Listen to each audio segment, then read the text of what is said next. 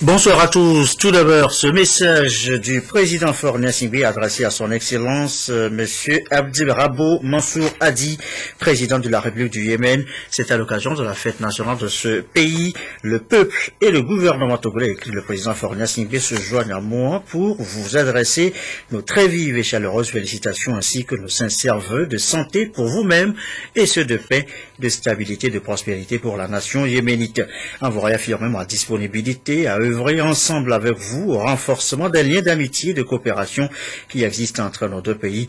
Je vous prie d'agréer, Monsieur le Président, les assurances de ma très haute considération. Voilà ce qu'écrit le président Faure Gnassingbé à son homologue yéménite. On évoque maintenant l'énergie renouvelable. Le sujet a été au centre des discussions ce matin dans les bureaux du président de l'Assemblée nationale. Damad Armani y recevait Alan Owen. Il est lui le directeur du Centre d'information pour les bonnes pratiques. C'est avec lui que le sujet a été donc abordé. Les précisions gestion avec Alan Owen. Il est au micro de Firmin Adjinari.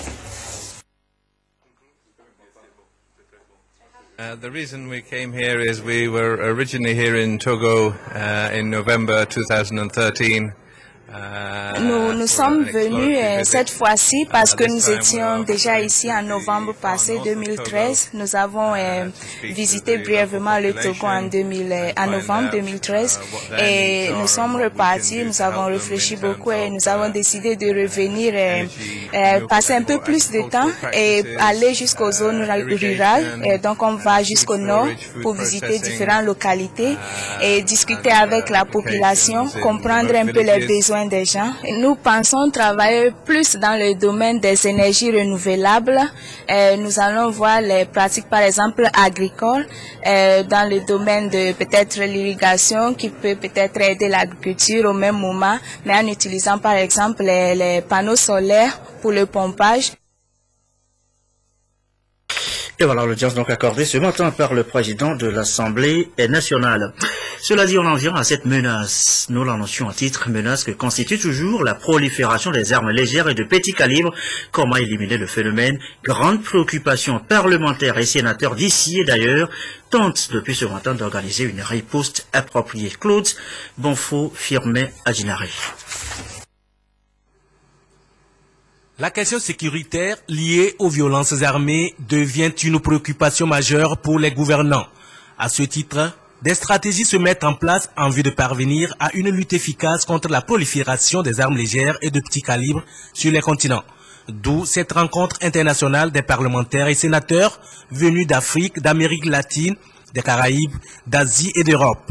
Ensemble, ils vont définir des orientations nouvelles pour le renforcement de la mise en œuvre du traité sur le commerce illicite des armes et du programme d'action des Nations Unies pour l'amélioration de la coopération parlementaire Sud-Sud.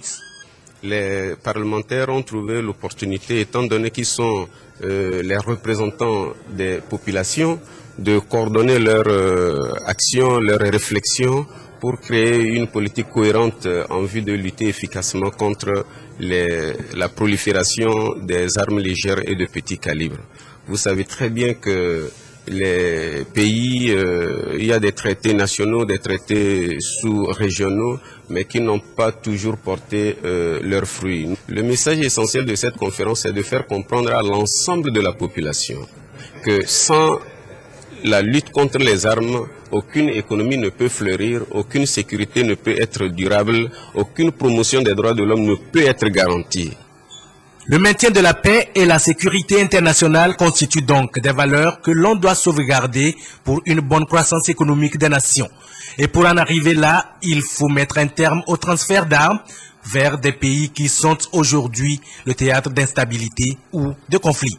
La stratégie qui consiste à mettre ensemble les parlementaires de différents pays afin de leur permettre de partager leurs points de vue et d'échanger leurs expériences sur un sujet aussi important est fondamentale pour le maintien de la paix et la sécurité internationale.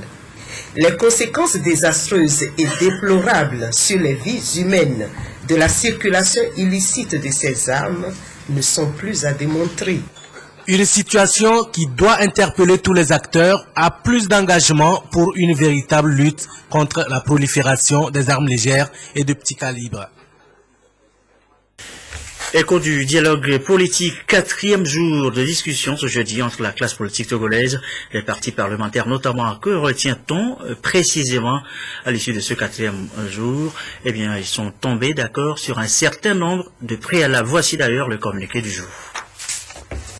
Les discussions entamées dans le cadre du dialogue entre partis parlementaires se sont poursuivies les mardis 20, mercredi 21 et jeudi 22 mai 2014. Les parties prenantes se sont entendues sur les modalités de discussion, la mise en œuvre des propositions qui seront retenues et l'agenda détaillé des discussions. Le dialogue s'est accordé sur la désignation d'un facilitateur. À cet effet, des contacts ont été pris et des démarches sont en cours.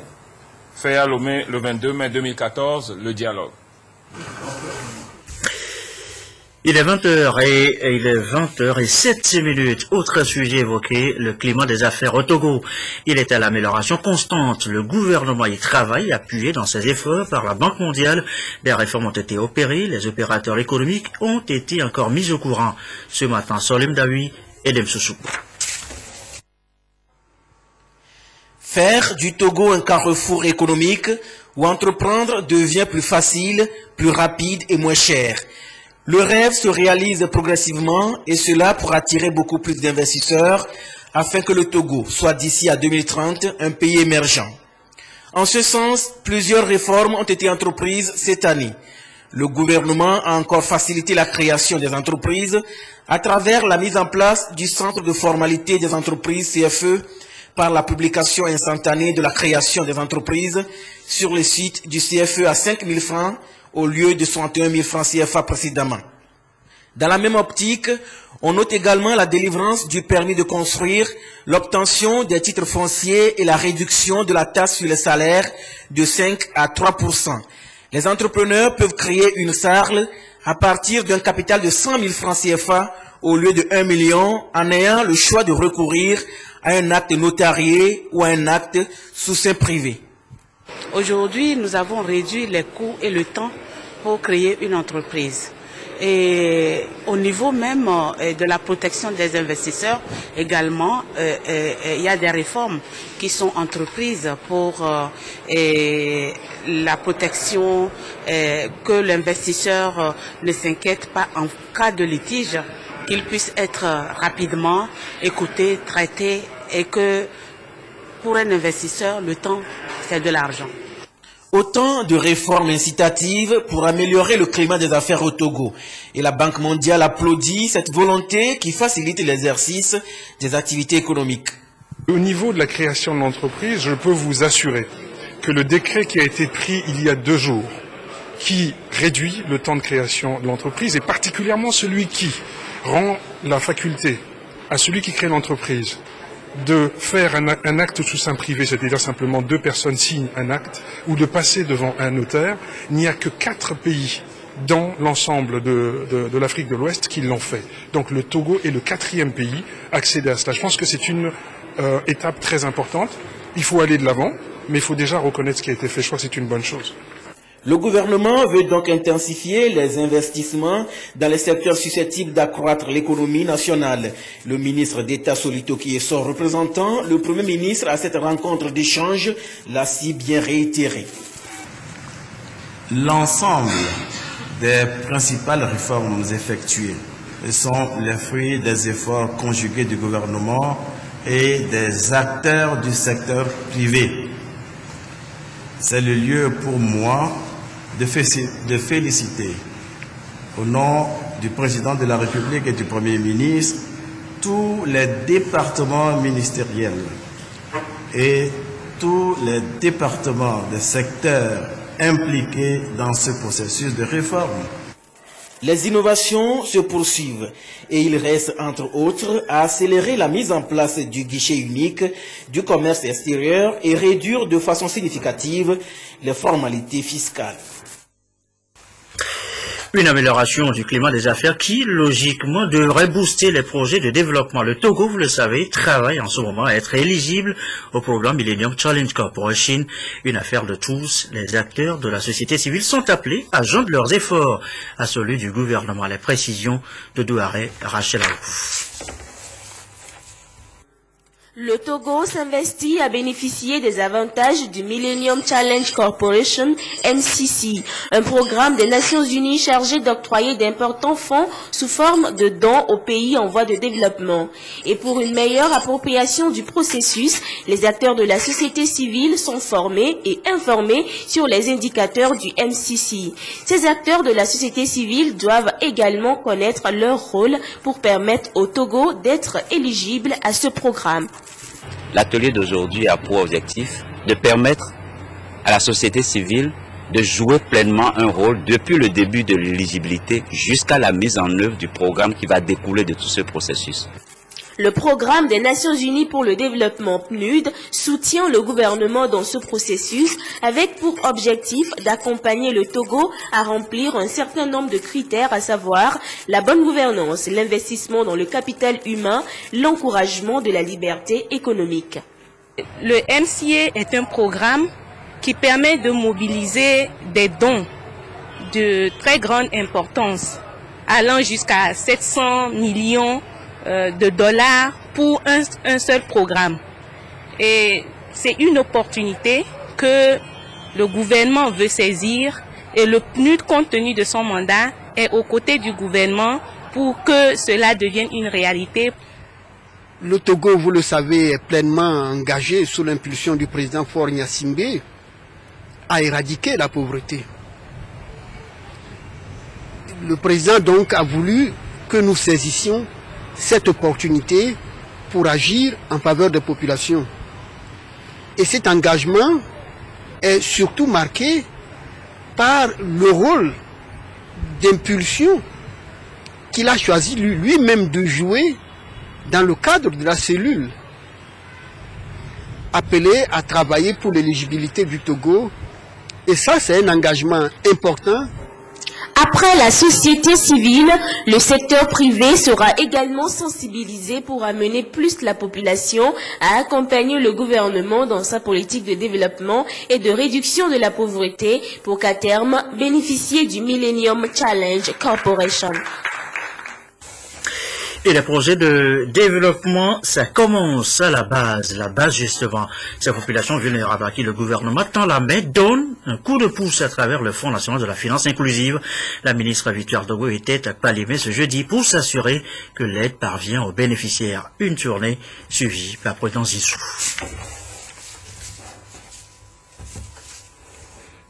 Bien, nous reviendrons apparemment donc sur le sujet dans le courant de cette édition, si tout va bien. On poursuit avec Lomé qui abrite depuis hier et ce jusqu'au samedi prochain la conférence régionale Afrique-Moyen-Orient de la Jeune Chambre internationale édition 2014. Plus de 800 jeunes prennent part aux assises. À l'ordre du jour, le bilan des activités de l'organisation et les perspectives d'avenir. C'est la ministre Victoire Doboué, représentant le chef de l'État, qui a ouvert les travaux. Le récit, Emmanuela Diaglo, Carmen Madiakapo. De la flamme pour symboliser le caractère hospitalier du Togo qui accueille la conférence régionale Afrique-Moyen-Orient de la Jeune Chambre internationale édition 2014. 4 jours pour mener des actions citoyennes et aider la jeunesse togolaise à s'engager dans la voie de l'émergence. Nous réfléchissons sur les problèmes que nous avons dans nos communautés et ensemble avec le gouvernement et le monde des entreprises, plus la société civile, nous réfléchissons aux apports de solutions que nous pouvons apporter pour donner un mieux-être à nos communautés. Aujourd'hui, je vous l'affirme, notre pays, le Togo, est le 2e pays au monde à avoir eu le mérite de sortir un plan stratégique des quartiers qui permet de résoudre les problèmes à la base. Plusieurs pays africains, européens, asiatiques et de l'Amérique ont répondu à ce rendez-vous. Une occasion donc pour les membres de cette organisation de faire le point de leurs activités. Et au-delà, la rencontre de Lomé sera une opportunité de découvrir les valeurs culturelles des différentes nations. We have the representation in 123 countries and we will be having conference in. Nous aurons également ce que nous appelons des des sessions de formation pour aider les jeunes à savoir comment impacter la communauté dans laquelle ils vivent. Ce sera également l'occasion de découvrir d'autres cultures parce que nous avons plusieurs pays représentés ici. Décidé de travailler de concert avec la jeunesse pour réécrire l'histoire du Togo pour les 15 prochaines années, le gouvernement togolais apporte son soutien à ces assises de la Jeune Chambre internationale. Notre joie de vous accueillir est à la mesure des nobles idéaux que défend la Jeune Chambre internationale. En effet, votre détermination à bâtir un monde plus fraternel, en créant des changements positifs dans vos milieux respectifs, a contribué à construire une chaîne de solidarité qui transcende aujourd'hui les frontières. Cette chaîne de solidarité inspire la foi en l'avenir, car elle est portée par la jeunesse de tous les continents, c'est-à-dire la relève du monde de demain. Les actions citoyennes étant au cœur de votre engagement, c'est mon souhait le plus ardent que vous puissiez trouver durant tout votre séjour à Lomé un cadre qui vous incite à persévérer dans la recherche de l'excellence et dans cette quête permanente d'impact positif qui sont indispensables aux transformations des sociétés humaines. La Jeune Chambre internationale JCI est un réseau mondial de jeunes de 18 à 40 ans. Sa principale mission, offrir des opportunités entrepreneuriales aux jeunes pour faire d'eux les leaders de demain. Ensemble, ils ont dansé le Kulkaché, rythme made in Togo.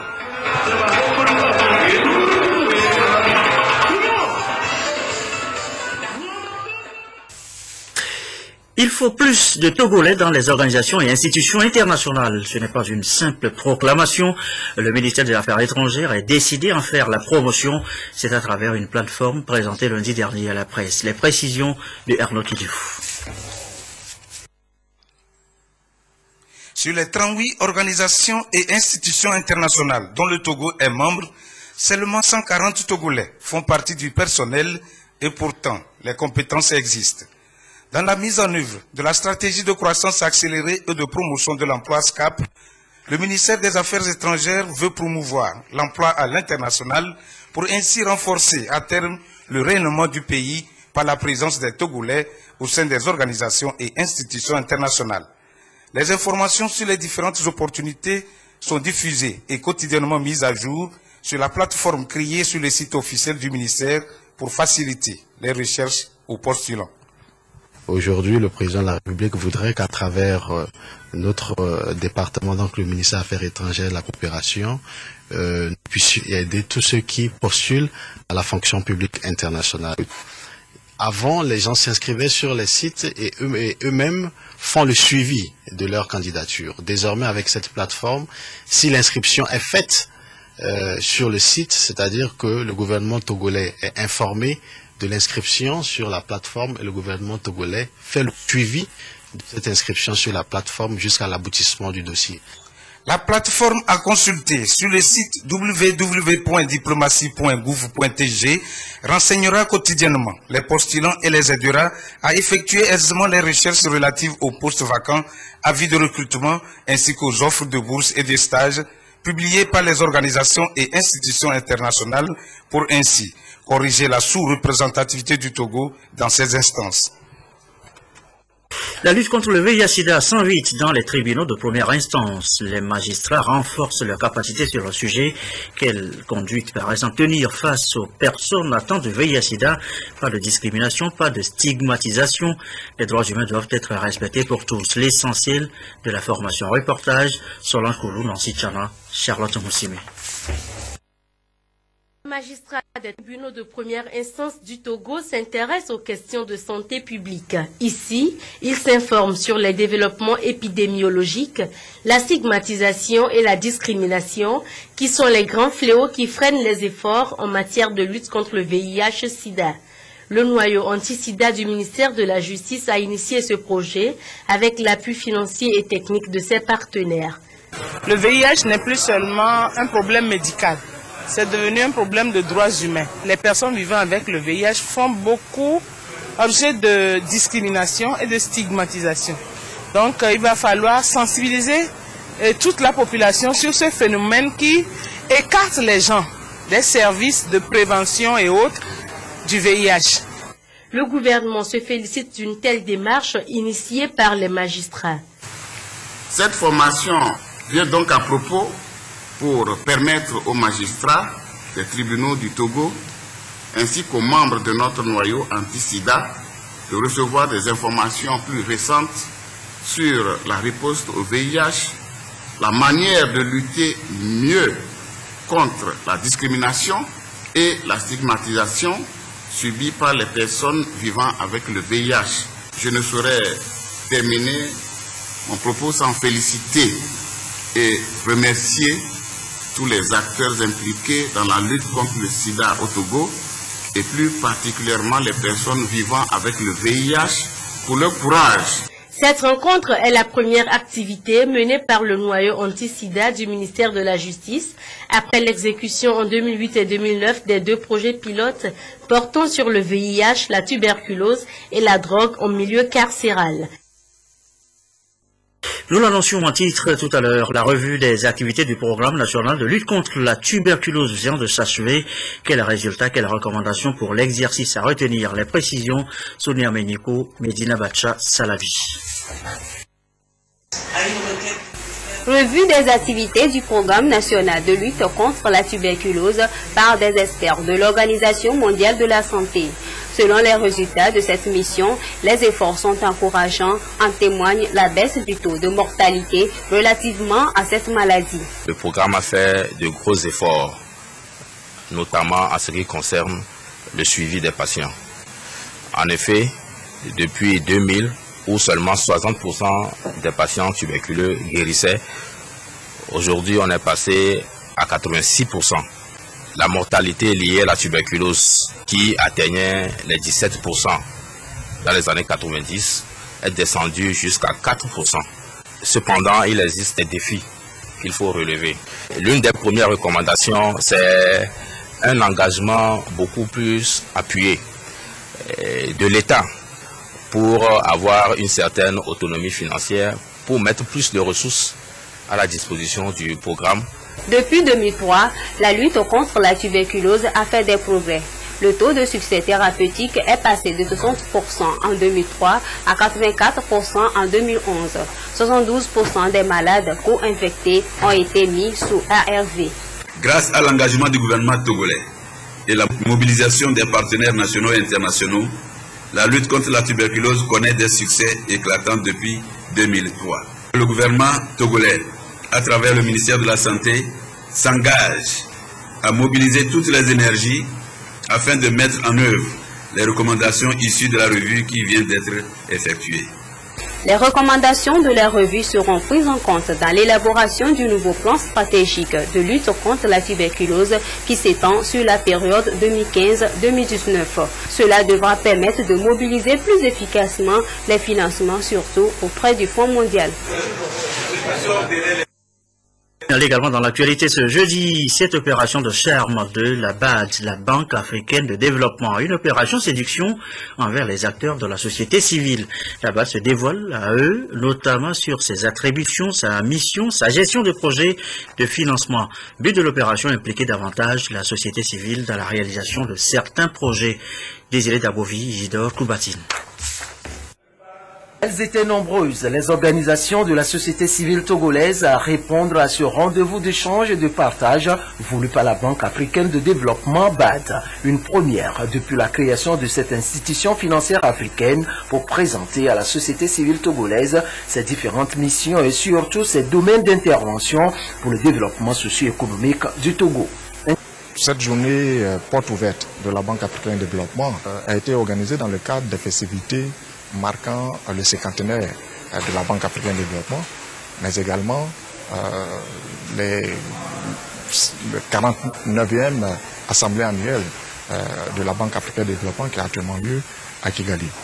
Nous avons voulu échanger avec la société civile pour mieux nous faire connaître, mais aussi pour mieux connaître cette société civile togolaise qui joue un rôle très important dans l'accompagnement que l'État fait dans le processus de développement de nos communautés.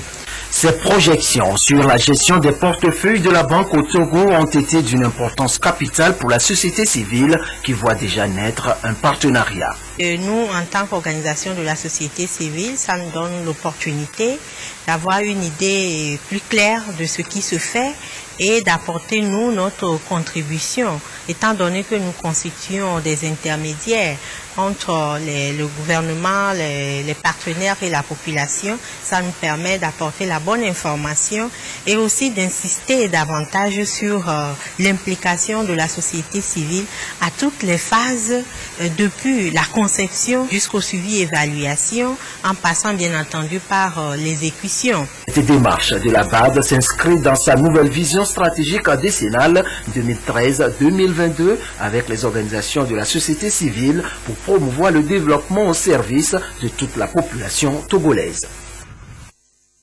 Et vous le savez, la Banque africaine de développement appuie le Togo dans beaucoup de projets de développement. Ça commence à la base, disions-nous. La base, justement, ces populations vulnérables à qui le gouvernement tend la main, donne un coup de pouce à travers le Fonds national de la finance inclusive. La ministre Victoire Dogo était à Kwalémé ce jeudi pour s'assurer que l'aide parvient aux bénéficiaires. Une tournée suivie par Prudence Issou.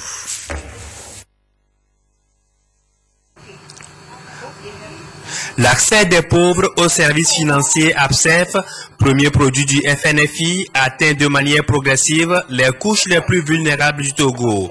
À Kwalémé, dans la préfecture de Kloto, première étape de la tournée du ministre du Développement à la base, les femmes se sont mobilisées sur le terrain du lycée de Kodi pour mieux comprendre les contours de l'APSEF.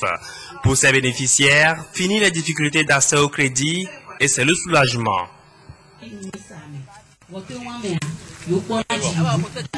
J'achète du blé et je fais les gâteaux pour vendre chez les élèves.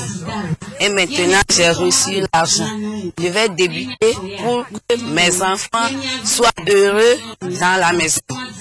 Et pour aider mon mari aussi à être à l'aise. Je vais respecter les règles qu'on nous a enseignées pour que chaque fin du mois, je puisse rembourser l'argent durant 6 mois. Je fais pâté coco. 30 minutes, ça me va. Je vais faire ça pour voir comment les choses vont aller avant de augmenter. Le fonds a également prévu un volet formation sur la gestion des activités génératrices de revenus. C'est dans ce sens que se tient cette formation d'une vingtaine d'agents des microfinances sur l'éducation financière et entrepreneuriale. Ils iront former à leur tour les groupements. Après Kwalémé, cap sur Agougadjépé. Le FNFI ambitionne d'éradiquer la pauvreté dans cette localité en touchant au moins 5000 personnes. Les groupements de femmes identifiés ont aussi bénéficié du crédit APSEF. Agou-Gadjagan, dernière étape du périple, a permis à la ministre Dogbé d'échanger avec les femmes du groupement Mawena sur le produit. Depuis 2002, nous avons commencé ce projet, mais on voit que ça ne va pas. Mais compte tenu du fonds qui est venu maintenant, vous appelez ça le fonds APSEF, nous voyons que pour nous les femmes de Gadjagan, ça va nous avantager. Parce qu'on nous a dit que nous allons payer ça pendant 6 mois. La ministre est satisfaite du travail accompli sur le terrain par les institutions de microfinance. Ce que nous avons constaté, c'est cet effort d'harmonisation des approches et des procédures. Parce que ce que nous voulons pour l'APSEF plutôt, c'est que les procédures soient le plus simple possible pour les bénéficiaires. Moins coûteux et simple. Et donc, il y a cet effort d'harmonisation pour que les prestataires de services financiers ne fatiguent pas les bénéficiaires. Parce que dans des problèmes qui avaient été relevés, c'est que les bénéficiaires étaient fatigués par les différentes procédures. L'allègement des procédures également. Mais surtout, le fait aussi de passer le message que c'est un produit de masse qui ne coûte pas cher. 5% là, c'est un message qui passe et qui est vraiment apprécié par les bénéficiaires potentiels. Donc, de manière générale, c'est une satisfaction, aussi bien au niveau des bénéficiaires potentiels qu'au niveau des prestataires de services financiers. Ce que nous avons également fait autour de la journée de ce jour, c'est d'aller nous rendre compte de comment la formation des formateurs se fait sur le terrain. Parce que pour harmoniser, professionnaliser dans l'esprit de l'APSEF, il faut former les prestataires de services financiers. Parce que chaque prestataire de services financiers a sa manière de faire. Mais nous voulons que la procédure soit uniformisée. Et donc, nous avons institué une formation des formateurs. Et ces formateurs iront former les agents des prestataires de services financiers. Prochaine destination de la ministre, Tablibo, dans le Yoto. On revient maintenant au sport. Les sports, comme chaque jeudi, je retrouve Claude Amand. Mon cher Claude, bonsoir. On va parler du championnat national de football de première division qui était à sa 5e journée disputée donc hier. Au stade municipal de Lomé, l'AS Douane avait rendez-vous avec Agaza, les Scorpions de Tocoin qui avaient courbé les chines devant Unisport de Lomé. À Lomé justement, lors de la 4e journée, se sont rachetés face à l'AS Douane 1-2. Résumé du match et les autres résultats avec Coco Lamine Konaté. Après 3 défaites d'affilée, la formation d'Agaza de Lomé en vert se devait de réagir lors de la 5e journée. Eh bien, elle l'a fait en venant au bout des douaniers 2-1. Menés très tôt dès la première minute, les Scorpions noirs de Tocoin vont rétablir la jonction à la 15e minute grâce à Michael Ibiomi. Une égalisation qui ne décourage guère les douaniers maîtres du jeu qui vont manquer l'aggravation du score à la 32e minute. Des ratés qui mettent en confiance les Verts de Tocoin. Agaza passe donc à la vitesse supérieure et marque le deuxième but à la 45e minute, œuvre de Michael Ibiomi qui signe ainsi son doublé. En seconde période, le jeu va baisser d'intensité et plus rien ne sera marqué. Agaza d'Aminito à côté l'emporte 2-1 devant l'AS Douane de Titrico Albert. C'est toute l'équipe qui n'a pas pu se donner. Ben, on va leur donner un peu plus de morale pour que les matchs à venir, il doit rebondir. Quand il soit sur côté. On s'est préparé lors des discussions d'avant-match. Et psychologiquement, il se peut qu'on encaisse un but très tôt là. Il n'y a pas lieu à paniquer. Jouons, prenons le banc à bout. Et on reviendra au match. C'est ce qui s'est produit. Autre résultat de cette 6e journée, le leader Semassi est accroché à Lomé 1-2 par Dito. Son défunt Fouadan a été battu à Notien 1-0 par les Anges. Brillante victoire de l'Est Togo Port, on met 3-2 sur Maranatha de Fiokpo. Victoire également de Bikenti de Bassa devant Gomido 2-0. Unisport et Asco de Kara se sont séparés sur un nul, 2-0 partout. Et Claude, la division des sports anime samedi à partir de 13h45 une émission spéciale sur le football togolais. Oui, Gerson, des invités seront au plateau pour diagnostiquer les mots qui minent notre football aujourd'hui et essayer de proposer des approches de solutions. Voici d'ailleurs un extrait de l'émission.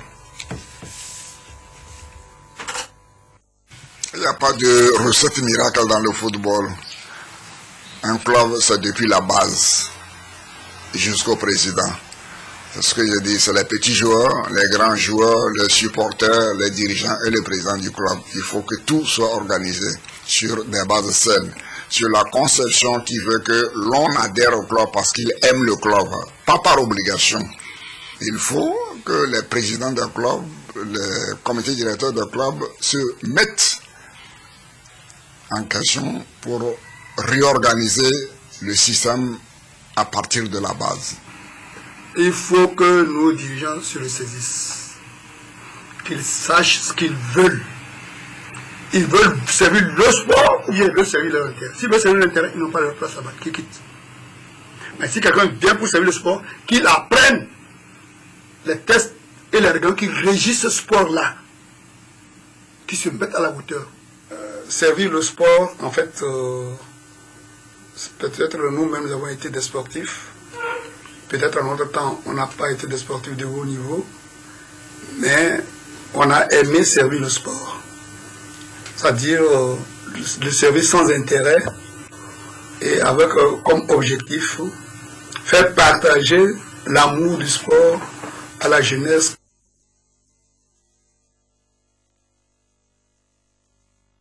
C'est tout pour ce soir. Rendez-vous donc samedi à partir de 13h45. On vous suivra, Claude Amar. Merci. Ce communiqué avant de refermer cette édition, communiqué donc du ministre du Commerce et de la Promotion du secteur privé qui rappelle aux opérateurs économiques que par arrêté interministériel numéro 12/MIAIT/MEF/MTPT/MDPRCPSP du 27 juillet 2009, la fabrication et l'importation des fers à béton en République togolaise pour des raisons de sécurité de nos ouvrages sont réglementées.